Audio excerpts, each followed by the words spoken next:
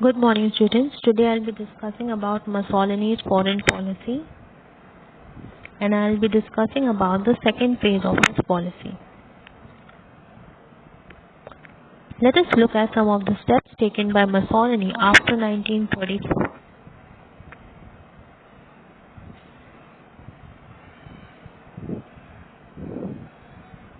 Now I will explain all these points with the help of the text that I have attached in this lesson. Let us go through it. We all know that Mussolini was intimidated by Hitler's growing popularity, but at the same time, he had developed an admiration of his achievement. When Hitler announced reintroduction of conscription, Britain and France had condemned his action, but surprisingly, Britain also signed the Anglo-German Naval Agreement in June, and this convinced Mussolini of British cynicism and selfish interests. In other words, it revealed the dual standardness of Britain, because on one side it had condemned Hitler for reintroducing armament industry, and on the other hand it allowed Hitler to go ahead with rebuilding his armament industry. Next we have the invasion of Abyssinia, and this was a great turning point in Mussolini's career. Let us look at some of the motives behind this attack. Now, Italy's existing colony, that is Eritrea and Somaliland, were not very rewarding. Secondly, Italy was suffering from depression, and Mussolini thought that a war would divert attention from internal troubles and provide new markets for Italian exports. And lastly, Mussolini wanted to boost his popularity and please the nationalists and colonists in his country.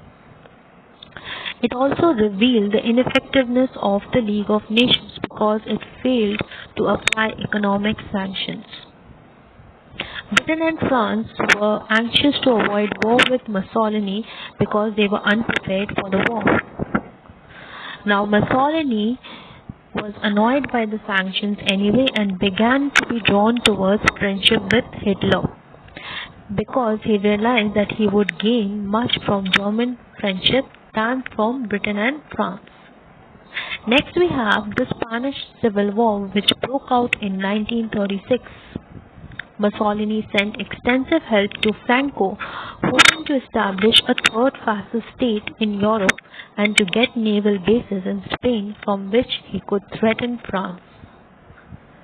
An understanding known as the Rome-Berlin Axis was reached with Hitler. In 1937, Italy joined the Anti-Comintern Pact with Germany and Japan to prevent the spread of communism. His popularity was temporarily revived after the Munich Agreement of 1938.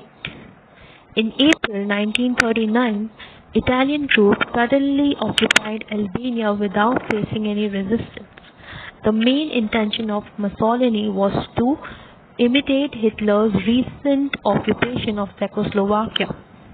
Mussolini then signed a full alliance with Germany, which came to be known as the Pact of Steel in the year 1939, and Italy promised full military support if the war came.